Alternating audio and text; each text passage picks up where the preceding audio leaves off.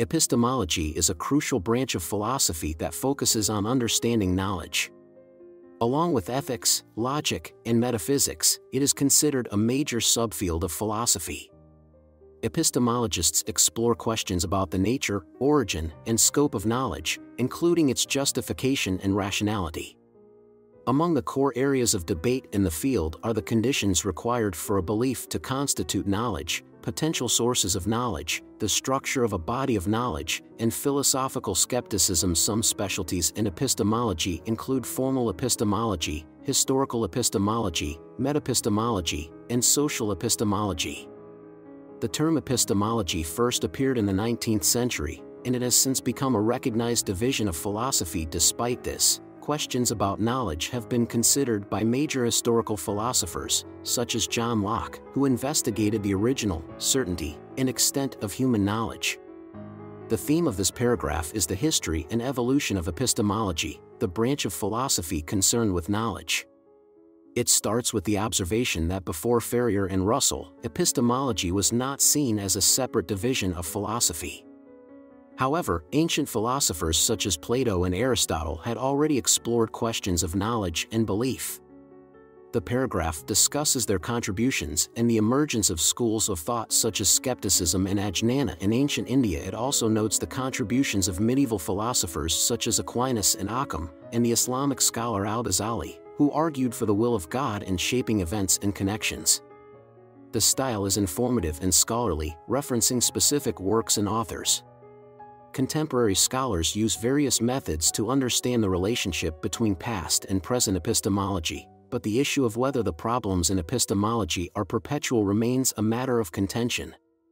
Barry Stroud advocates for the historical study of past attempts to find philosophical understanding of the nature and scope of human knowledge, arguing that inquiry can develop over time, leading to different questions and concerns. Overall, epistemology is concerned primarily with propositional knowledge, which is distinct from procedural and acquaintance knowledge. While distinctions between these forms of knowledge are not always explicit in English, they are made in other languages. Philosophers such as Bertrand Russell, Gilbert Ryle, and Michael Polanyi have brought attention to the distinctions between different types of knowledge and their significance. Ryle argued that ignoring the distinction between knowing how and knowing that can lead to an infinite regress. The story centers on the concept of belief and knowledge, which are the core themes discussed in epistemology. A priori knowledge refers to knowledge that is independent of experience and is usually arrived at through reason. On the other hand, a posteriori knowledge is derived from experience. Rationalists emphasize the importance of a priori knowledge, while empiricists emphasize the importance of a posteriori knowledge. Belief, which is an attitude about something that is thought to be true, is also a significant concept in epistemology. While contemporary philosophers have varying descriptions of beliefs, they generally agree that a disposition to express a belief qualifies as holding the belief. Belief is also a pivotal topic in other philosophical debates, such as the rational way to revise beliefs and the nature of belief content. Plato's Gorgias argues that belief is the most common bearer of truth, opening up debates about defining truth, truth-bearers, and how truth shapes knowledge. Epistemological and logical crossroads steer discussions about the criteria of truth, its relation to perspective, and if it can even be defined informatively. Belief is justified if there is good reason to hold it. Justification sources may include perceptual experience or reason but do not guarantee that the belief is true. A debate between internalists and externalists within epistemology revolves around whether knowledge-yielding conditions are solely psychological or can be influenced by external factors. René Descartes' view of knowledge through methodological doubt highlights the importance of using one's capacities for knowledge correctly and carefully. Descartes based his epistemological justification on his unshakable belief in his existence and clear understanding of God, highlighting the central question of defining knowledge in epistemology. Theory of knowledge and analysis of knowledge are terms used specifically in this context, and knowledge itself has different meanings. Factual knowledge, or propositional knowledge, plays a significant role in epistemology as it establishes cognitive success and contact with reality. However, different scholars disagree on its exact nature, methodology, and standards, resulting in varying definitions. The most influential definition characterizes knowledge as a belief that is true and justified. Although there is much debate on the third feature, justification, that distinguishes knowledge from mere beliefs. Generally, knowledge demands evidence to be considered justified. The concept of knowledge has long been a topic of debate in philosophy, with many theorists considering justified true belief as a criterion for knowledge. However, certain counterexamples have led to diverse debates on whether additional criteria are required to differentiate between mere true belief and knowledge. Some epistemologists suggest that the absence of false belief or defeaters of belief, the tracking of truth, or infallible justification could be the fourth criterion for knowledge. Alternatively, some suggest a complete reconceptualization of knowledge, such as requiring reliable production of the belief, or a manifestation of cognitive virtue. Plato's Meno raises the value problem in knowledge, questioning why knowledge is more valuable than mere true belief. Contemporary epistemologists, including Sosa, Greco, Kvanvig, Zagzebski, and Pritchard, propose virtue epistemology as a solution to this problem, arguing that evaluating intellectual virtues of epistemic agents is essential. The value of knowledge has long been a topic of interest for epistemologists, who seek to understand its significance in relation to our mental states. Reliable sources of knowledge, such as perception, reason, memory, and testimony, are commonly accepted as valuable aids to our understanding of the world. However, some theories of knowledge fail to adequately account for the value of knowledge over mere true belief, which is vital to this field of study. Advocates of virtue epistemology suggest that the value of knowledge lies in the relationship between the knower and the state of believing, rather than in knowledge itself. A priori knowledge, attained through intuition or rational insights, differs from a posteriori knowledge, which is derived through experience.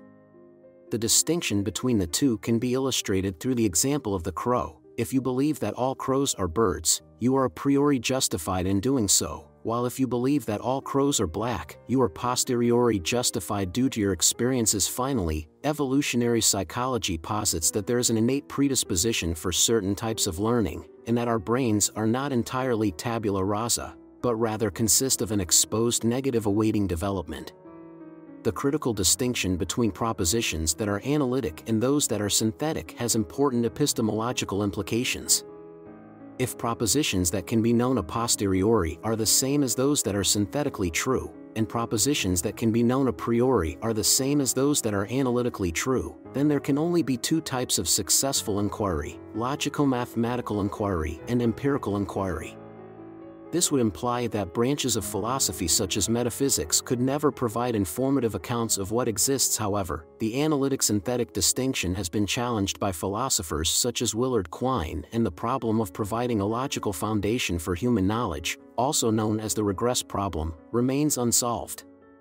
Science is seen as a formalized and systemic approach to acquiring empirical knowledge, with the philosophy of science serving as a foundation for epistemological inquiry. John Pollock argues that to justify a belief, one must appeal to a further justified belief, which can lead to an infinite regress of potential justification. Therefore, the ultimate source of justification remains elusive. The theme of this passage is the various responses to the regress problem in epistemology, or the issue of justifying beliefs without leading to an infinite chain of reasoning.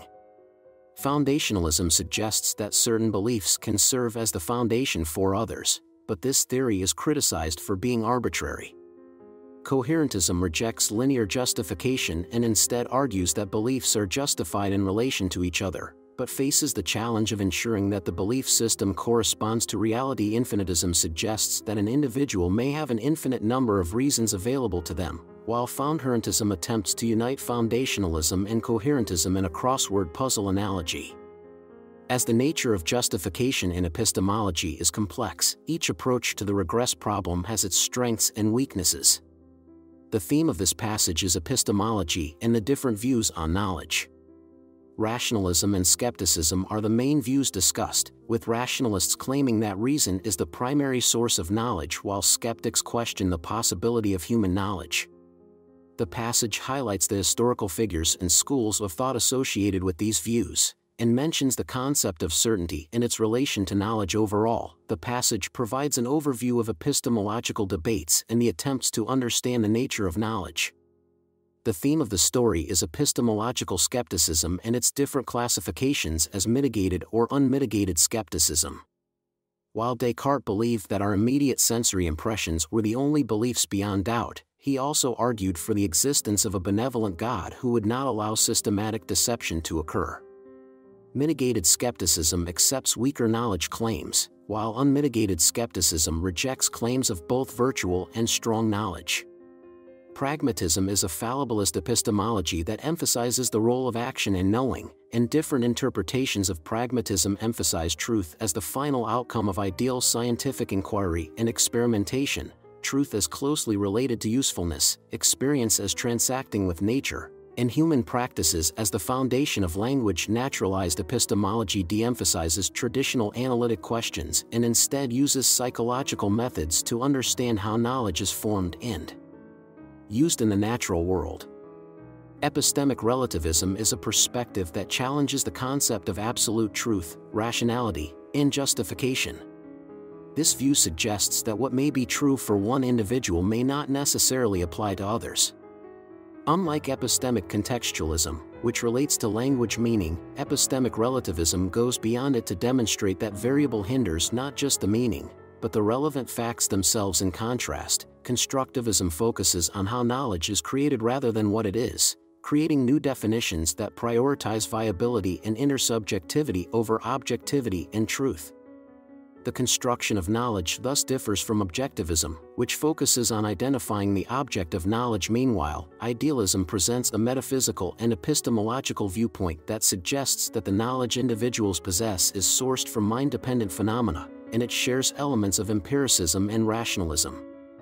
The three most well-known forms of idealism are transcendental idealism, subjective idealism, and absolute idealism. The theme of this passage is epistemology, with a special focus on how different cultures and perspectives shape our understanding of knowledge and truth. The language used should be informative and precise, with an emphasis on explaining key concepts and theories. One of the main topics discussed is feminist epistemology, which applies feminist theory to questions about knowledge and belief.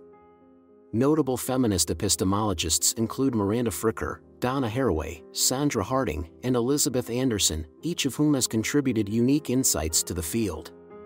Feminist epistemology has also had a significant impact on social epistemology, sparking debates and discussions about the role of gender and power in our understanding of truth. Another important concept is epistemicide, which refers to the destruction of knowledge systems under colonialism and other forms of oppression. The term challenges traditional notions of what constitutes knowledge and raises important questions about whose voices and perspectives are included in academic discourse. The passage also explores the epistemological traditions of different cultures, particularly in India. The concept of pramana, or instrument of knowledge, was central to many schools of Indian philosophy, each of which had their own theories about which sources of knowledge were reliable. This diversity highlights the importance of considering multiple perspectives when grappling with questions about truth and certainty.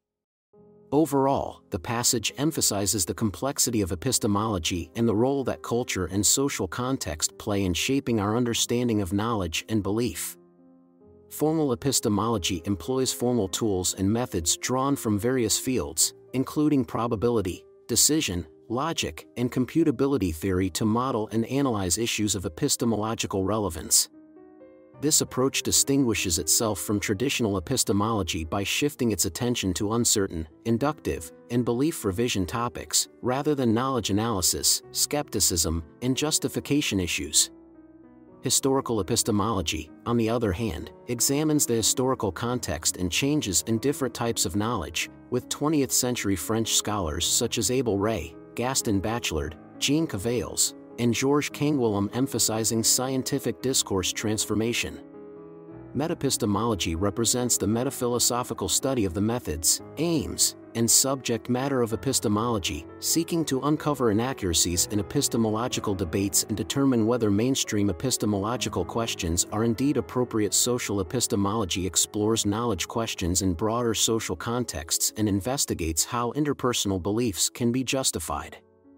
It deals with topics such as testimony, peer disagreement, and group epistemology, all aimed at broadening our knowledge attributions beyond single individuals in isolation.